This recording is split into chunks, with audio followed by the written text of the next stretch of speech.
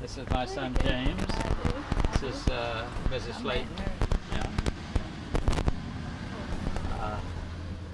I've got a chair right here, it's just perfect for me. You grew up in this village, did you? No, I was 18 years old when I lived here. Moved here, 18. Where'd you move from? Over at Ranlow. Over at Ranlow. Moved from over at Ranlow. What was life like here? What it was like here? Uh-huh. Well, it was just like it was at other places where you worked in the mill.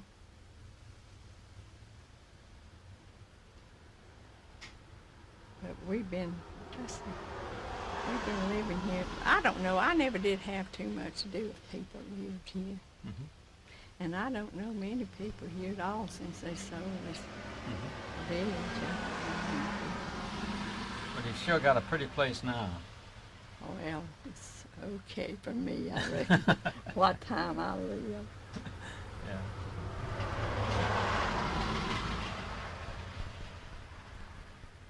We were wondering about, you were talking the other day about Mr. Dilling. Marshall. Yeah. He's dead. He lived over on New Hope Road. Yeah. What was it like living here when Mr. Dilling was in charge? Well, it was kind of rough. Russell could tell you all about him. I tell you, he was kind of like a dictator, that's what I think. Kind of like a dictator. Yeah. He'd have you in the office, you know, if things didn't go right.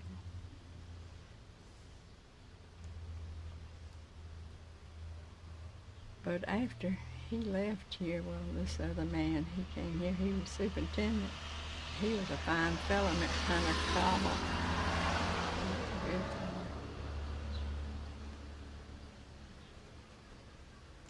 I wonder if it wouldn't be better if we got inside, because I'm afraid the cars are going to be too noisy for us. My picture won't be on a paper or something, will it? Not on a paper, no. No, no, I know. What we're doing is that we're making a film for public television. Uh-huh. And so I think if we can... My name wouldn't be on it, would it? Well, that's up to you. No, no way. But what we'd like to do is get away from the noise of the street here. Shall we go inside? Yeah. Okay, we'll do that then. I know it's nice out here, but I'm just afraid that the noise is going to be too much for us. Okay, but we will want to get a picture of your garden and so forth a little later. Okay?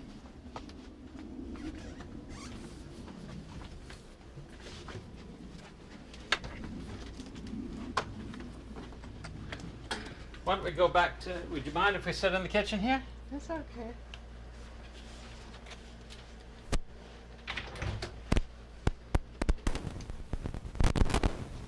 Oh, you got such a nice place here. Barbara sent me some tomatoes down here. I'm just going to cut off the fan for a little Okay. while because it makes noise for us. No, I never did like my picture being on here.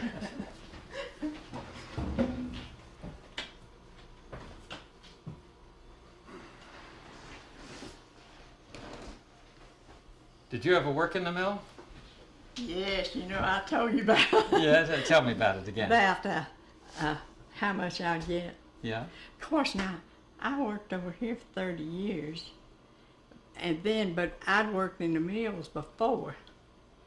And I told you about me getting $36 a month pension, didn't I? $36.30 for 30 years. Wasn't that all? I got that check the other day. Would it pay for your telephone bill? It didn't this month because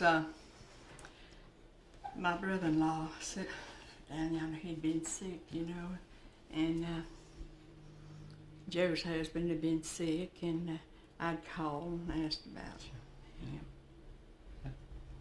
When did you first start working in the mills? When I was 14. 14. What did you make then? Well, you didn't make nothing much then. You didn't make anything when you go in to, when they train you, you know, you didn't make anything. Do you remember what your first paycheck, or did you get? No, I don't remember. It wasn't much. Was it cash or? Cash. They used to pay off over here in cash. Then they started paying with checks. What did you do in the mill? Wine. You know, that's where when you get through with it there, they ship it to where it's gone. What was it like in the mill? Well, it used to be hot before the air conditioner. It used to be hot. I wouldn't advise nobody to go in the mills to work. Of course, they make lots more now than they did whenever I worked. Then I remember making about $6 a week. I can remember that. Do you remember what happened when Roosevelt got elected? Yes, went on 8 hours. 8 hours. What did that feel like? Felt like he was making lots of money. Did that last for long? You know what? They used to, they wouldn't let a woman work but 8 hours. But now they can work 24 if they want to. See, that law's been killed.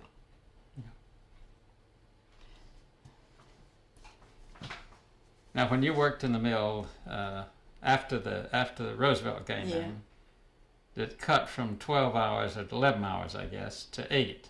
Yes, 12 to 8. That's right.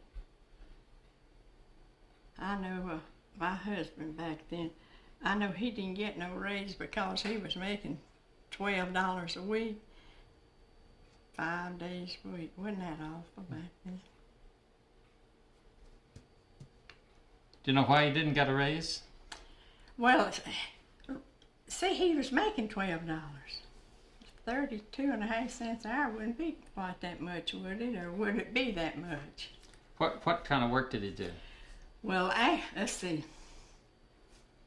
He docked then, but on his later years, he put down machinery, overhauled machinery, and then he made good. Was he a loom fixer then? No, he didn't work where the looms was. He didn't do that. Well, one of the things when the New Deal came in and they had the remember something called the Blue Eagle? I remember something about that. What was that about? Well, the government said that they were to try to straighten out the cotton textile business. They were going to set up certain rules that every manufacturer had to live up to. So they were limiting the number of hours they could run, about 80 hours a week for their machinery. They had to pay a minimum of $11, and they couldn't work anybody more than 8 hours a day. 40 hours a week, wasn't it? That's right. But there was one other provision that said that they had a right to form a union. And that was one of them that none of them listened to very much. No, they didn't like that. They didn't like that. That's when Albert Hanson, and he lost his job. Albert Hanson lost his job. Yeah. Do you remember Albert Hanson? Yeah, I remember him well. Tell us about him. Well, he worked over here, and they lived here in this house. Then, after he left here, I don't remember much about him. He did come to church up there where we went. And I asked my friend about that, and she said she didn't know where them boys were. She's the one that told me their names. We're trying to find his children. Did we show you a picture of Albert Hanson? Yes. Yeah. Well, we also have some movies of Albert Hanson. Have you? Talking. Would you like to see them? Yes. Okay, in a few minutes we'll hook up. Do you have a VCR here? No. We do. So we'll hook it up in a few minutes. But now we know, you see, we've got a lot of documents. Let me show you. I'll get the documents. Just a moment. Let me get them. Judy here, who's a really terrific research worker, went to Washington and she found a lot of these documents, you see, about the NRA. And there's news here about Albert Henson. And they say that he got fired. Yeah. But they said he got fired because he'd been drinking. Yes, he did. Did he drink? I think he did. I think he did. I think that's what was wrong with him that day we came up here. Mm-hmm. But now, he wasn't no drunk. He wasn't no drunk. But they tell us also about the superintendent here named Mr. Dilling. Yeah, Marshall Dillon. Yeah. Tell us about him. Well, I just didn't like him, to tell you the truth. I just didn't care much about him. Why not? Well, he tried to tend to your business. That's it. Like I told you about, like these people over here. I told you the other day about him making them move because welfare was going to help them some. And see, people didn't get to work about 2 days a week. And things like that. What about the church? Well, he run the church too. He run the mill and he run the church. But I don't think nobody much runs it now, but it's not many goes down there. What would he do in the church? I never did go down there. I've been down there a couple of times, you know, when someone died. He was a superintendent of Sunday school. I think he tried to be the preacher.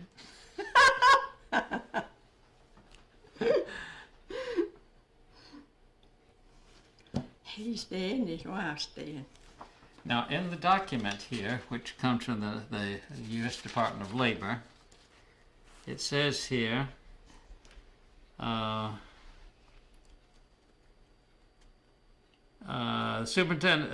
superintendent states he's very anxious to keep drinking out of the company village. Yeah.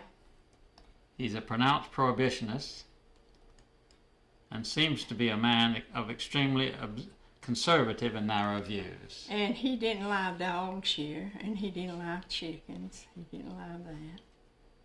Couldn't have a chicken. Couldn't have chickens, and you couldn't have dogs. Mm-hmm. Also, it says,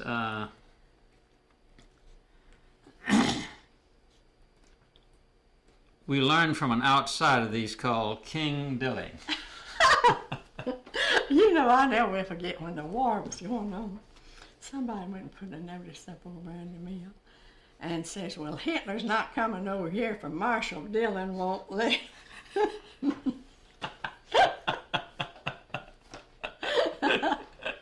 I remember that.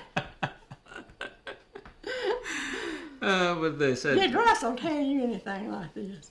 oh yes, Did oh he? yes. Well, his wife told us even more. She told us that he wouldn't even let him climb trees. No, that's right. Mm-mm. If he caught children climbing trees and somebody go along to see him, go over and tell him, he'd have the parents in the office. Mm. I know my husband and him got into it one time. He said he never did bother me no more when I got through telling him what I thought of him. He says, oh, says, you're letting your temper run away with you. You're letting your temper run away with you. Well, it goes on to say his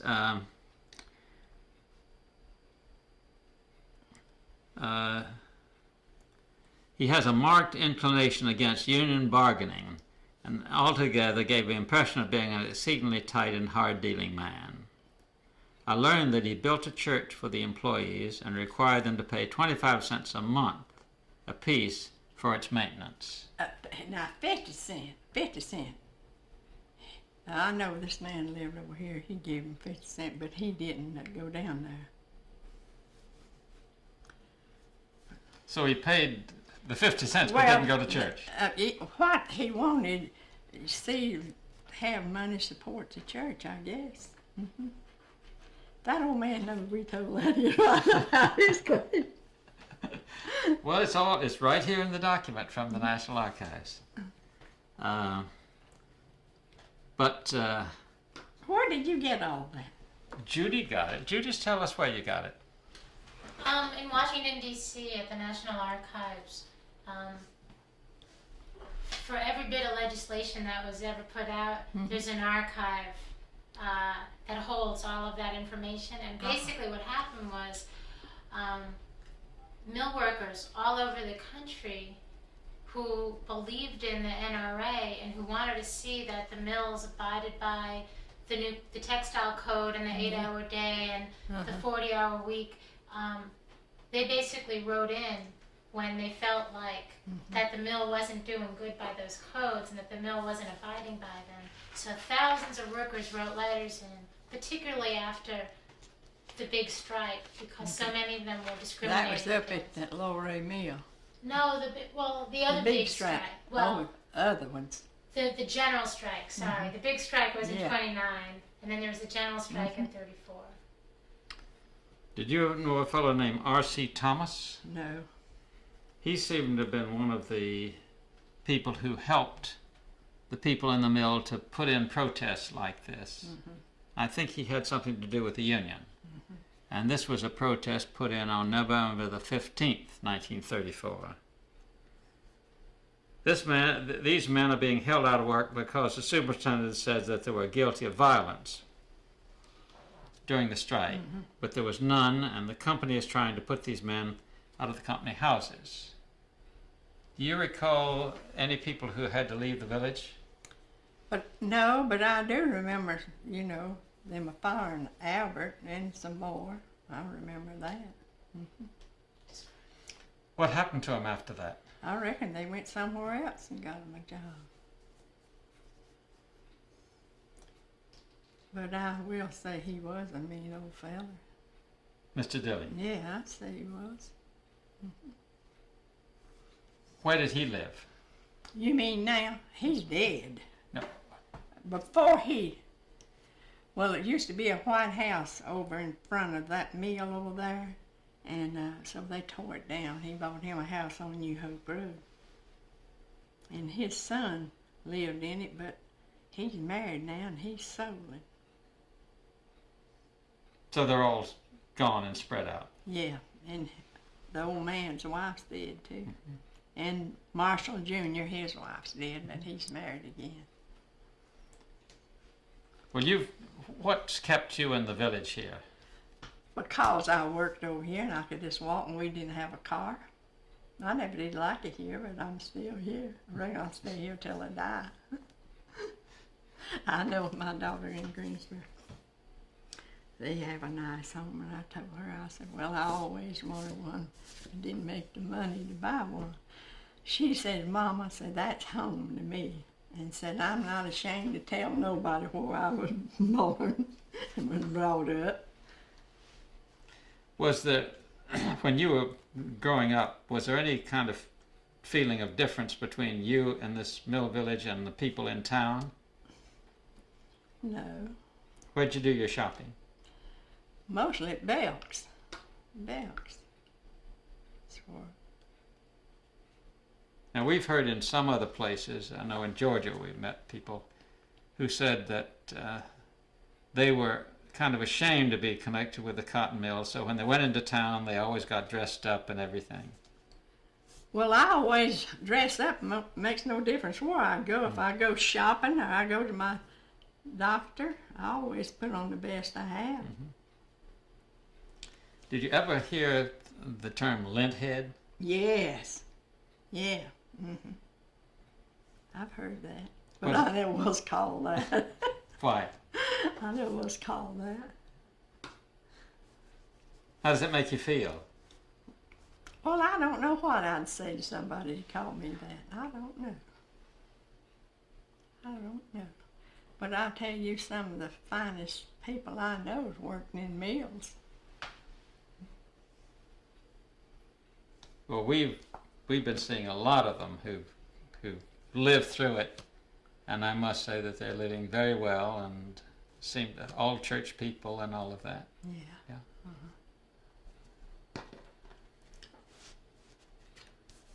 Do you still go to the same church here? I hadn't been in quite a while. I got other things wrong with me besides, my leg. But my daughter and her husband and my sisters, they all go. But I've been thinking like I told Dr. Albright, if I get better, I says, I'm going to start back.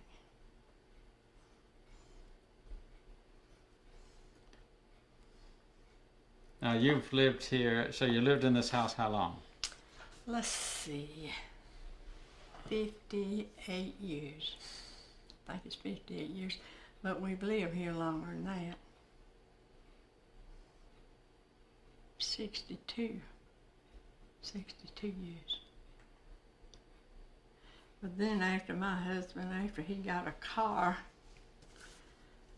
he got him a job at other places, other mills, making more. That's whenever he started, putting down machinery, overhauling machinery. But you just kept on. I just stayed on over here. See, I could walk to work. But I couldn't do that no more, even if I was able, because I'd be afraid. Why? Oh, somebody might knock you in the head. I heard some shooting last night. I don't know where it was.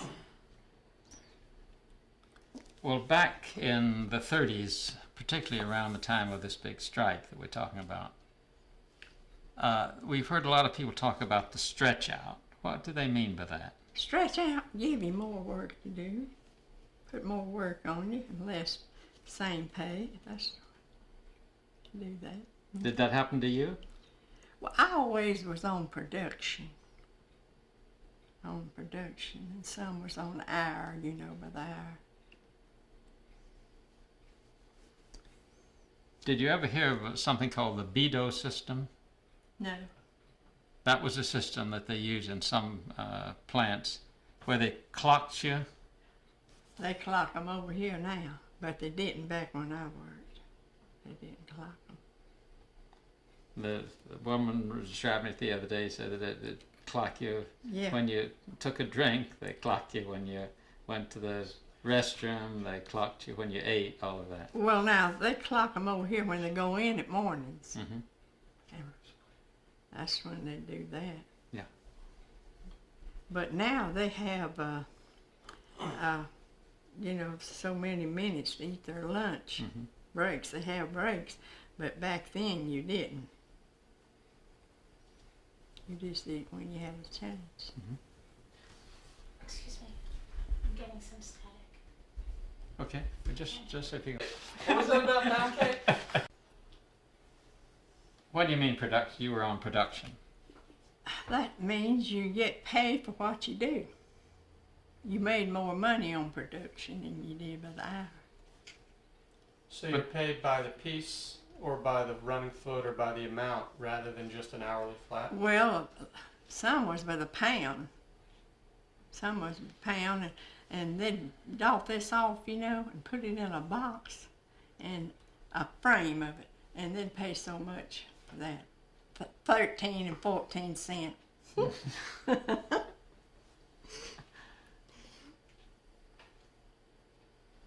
Now, Russell, he run Twisters. Then he was something like a little section hand one time. He must have been a kind of timid guy because he didn't marry until he was 39. Well, Lord, I don't reckon nobody wanted him.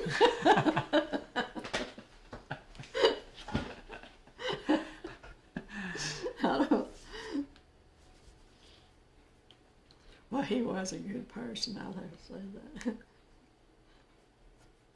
He was talking about the baseball team. Yeah, they had a my husband used to play baseball. He used to play with the team.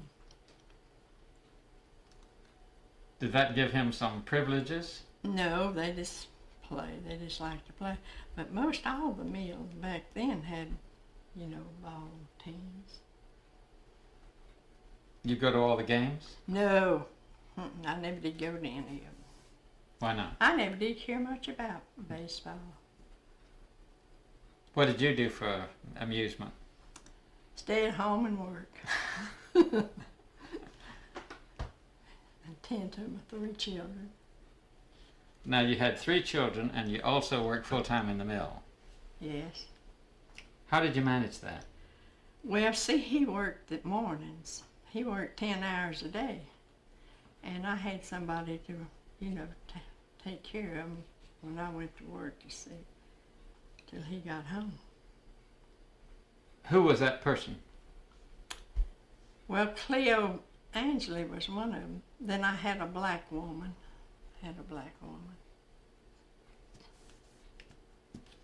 So did the black women work in the mills? Not then. I never did work with black people. But you did have one coming into your house. Yeah, she stayed here till my husband got home, you know.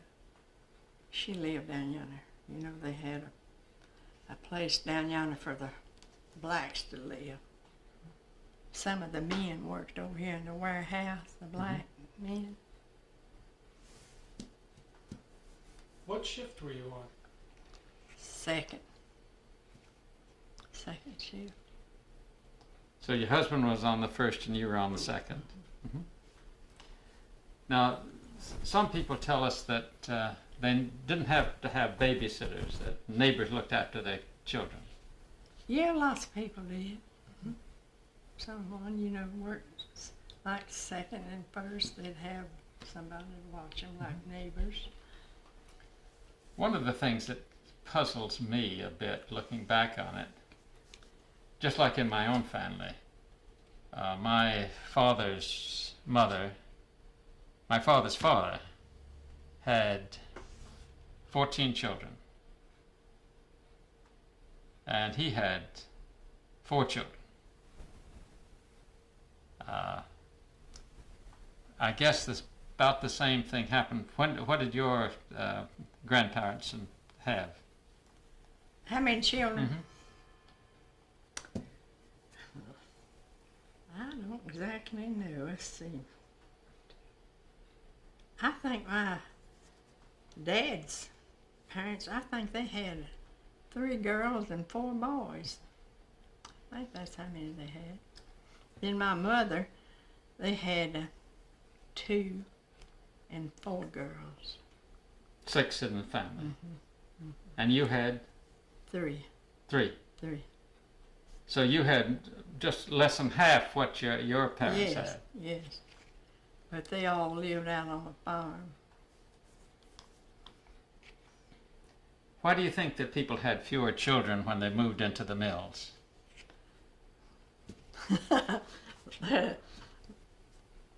They learn how. Protection. But you know, people don't have many children no more. They don't have many children.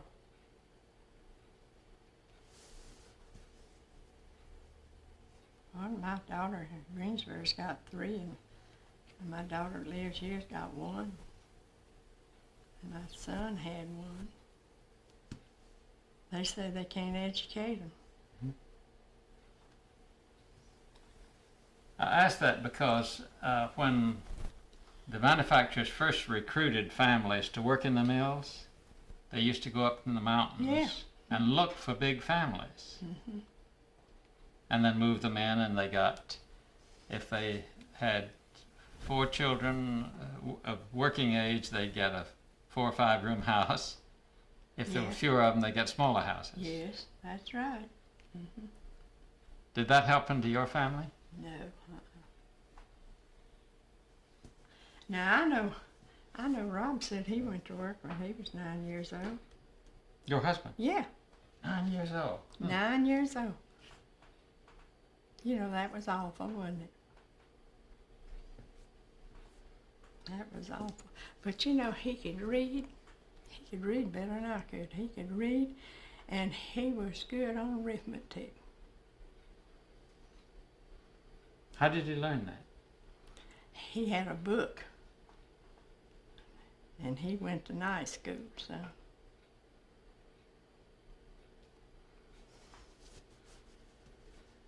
But you know, if times would come again like it was back in Hoover days, wouldn't it be awful? It kind of feels like it now. Doesn't it? Yes, it does. Yes, it does. If something's not done, it's going to be worse. Yeah. For people's in debt with homes.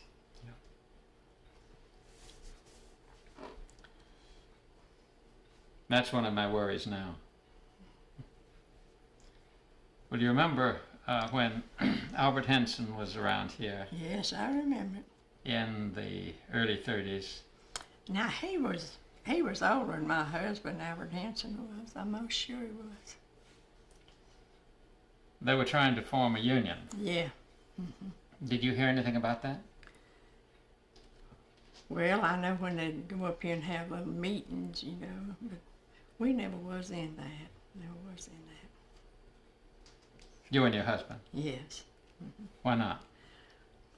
I don't know. I always thought it might cause trouble. I never wanted to be where it was trouble. But now I think the union's a good thing if it's carried out right. I really do. But that's like it was up yonder at Warren Swayze's. They was gonna have a union up there, and they told them they'd go back to Ohio, so they shut it down and went back.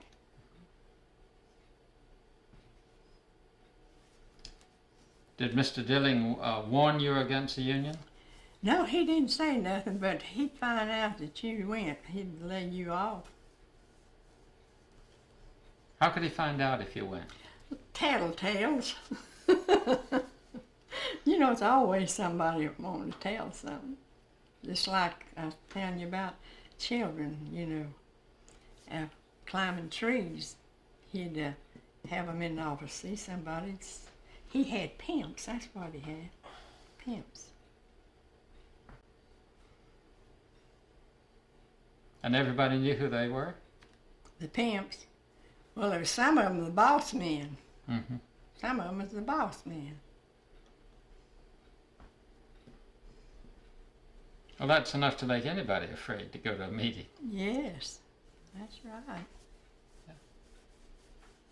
And I remember they had a little store up here, and they had books over here at the mill, you know, that you could go and get a book and buy a few groceries up here. I think there's $5 books.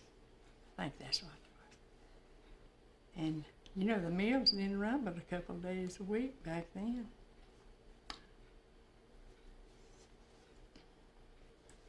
So you bought a book of tickets from the... Yeah, you could get them over at the mill office. But my husband never would get one. I reckon he had too much pride about his thing. But I know lots of people did.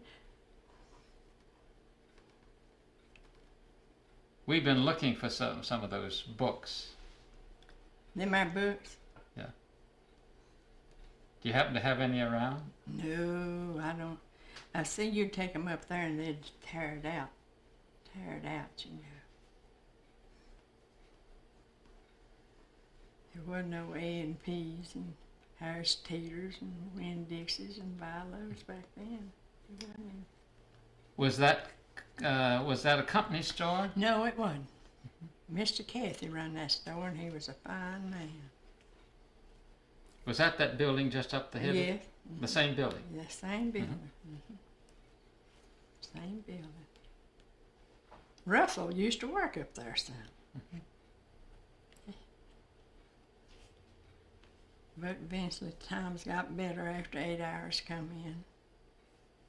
That's what I say as the best president, done more for poor people.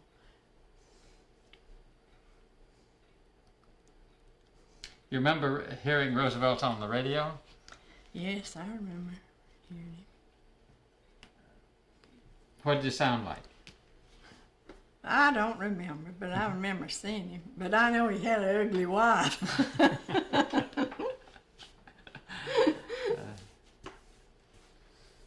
And you know, I remember when he came through here on a train one time. I remember that, and everybody was out over yonder looking. Did you see him? No, Just a train moving Yes. by. Yeah. Do you remember his funeral, maybe? Yes, I remember something about that. And I remember Kennedy's. He was going from Warm Springs. Yeah. That's where Roosevelt was. Yeah. Well, He had a, what was that he had? polio. Polio. Yeah. Polio. It's amazing that he had that, and yet he looked so healthy and Yes, yes. cheerful all the time. Yes, Yeah. yes. Yeah. That was a sad time when he died. Oh my, wasn't it? Same way about President Kennedy. Yeah. I that's right. did cry when he died. I was over at Belmont when I heard that. I just cried. I said, Lord, that was awful.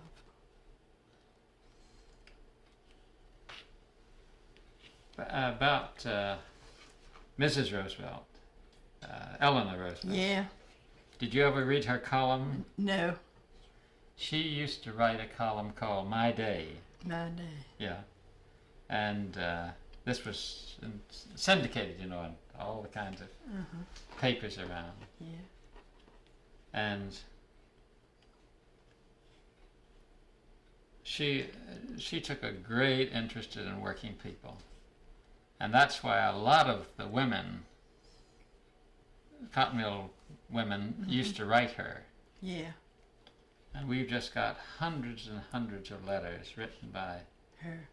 written to her Her. by people on tablet paper, you know, kind of. It's really quite remarkable.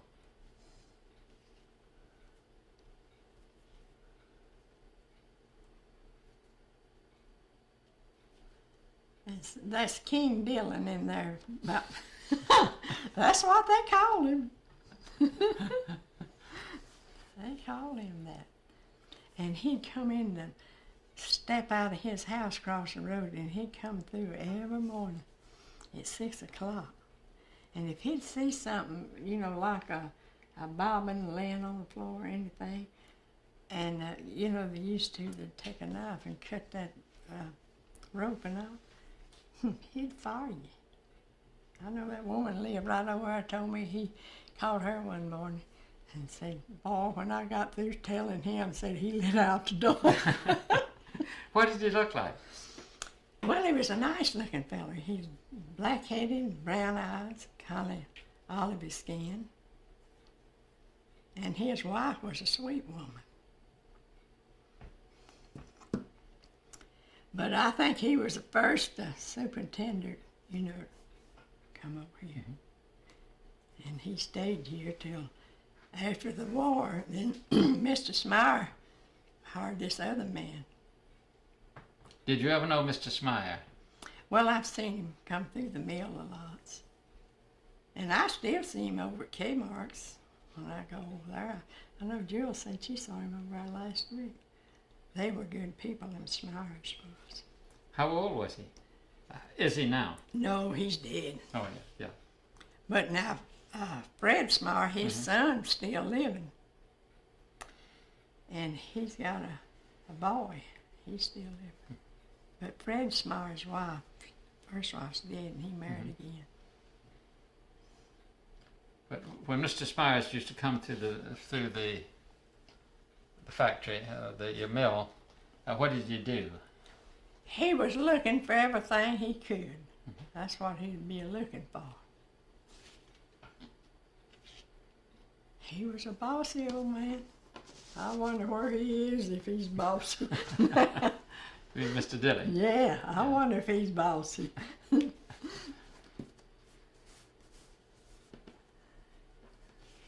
Are any of his family around still? He's got a boy. He's got a boy. You- Well, he's got a girl too somewhere here. Do you have any idea how we can find them?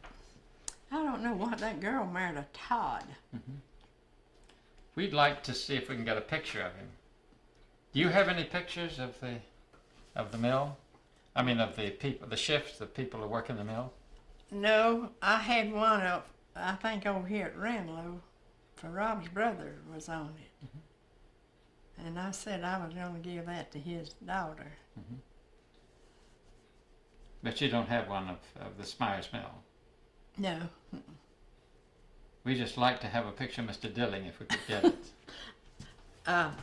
You know, they'd come and make pictures, but I never did want my picture made. I never did. I just never did want my picture made.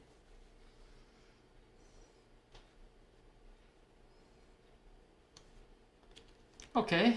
I said, well, I wasn't glad I was old, but I was glad I was out of the mills. This girl right here, her mother and daddy wanted her to go on to college and went over down at Charlotte. Stayed over there all day long and had everything fixed up over at college and went 2 days and didn't go back. She wanted to be an architect, that's what she wanted. I told her, I said, you'll be sorry of that one of these days. I said, you'll be sorry of it. I know my granddaughter said, Lord, said she didn't go long enough to know which place to go when she was over there.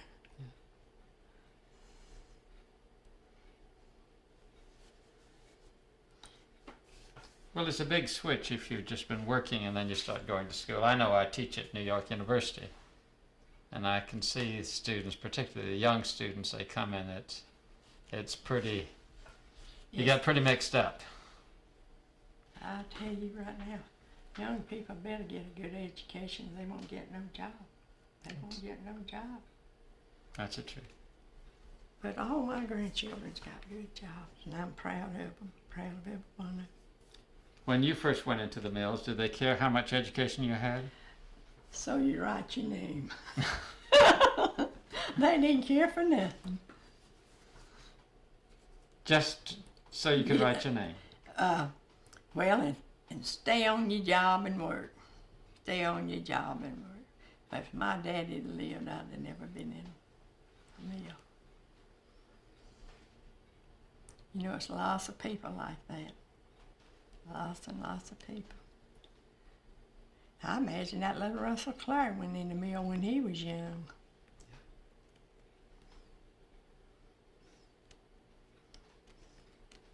Now, some people have told us how much fun they had working in the mill. What do they mean?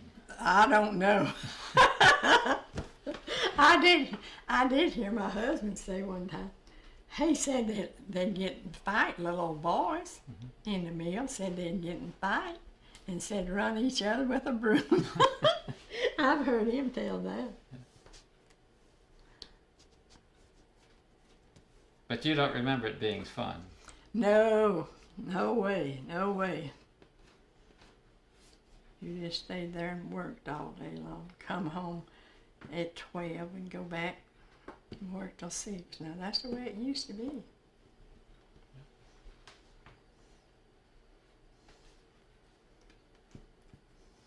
What would you had rather do?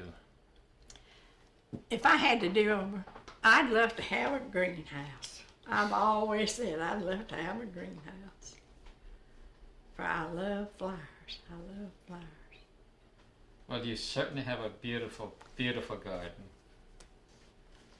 I know my granddaughter said when she went up in Appalachian, said that professor up there told her, said, don't go in teaching. Talking about school teacher, said, don't go into that. Said now teachers has a hard time.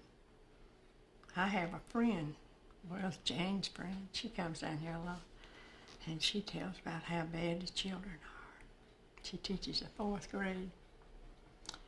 Said they didn't mind telling you to shut your mouth. You know, that's awful. That's something our children never did do. Well, you could just always say if you don't be nice, we'll sick Mr. Dilling on you.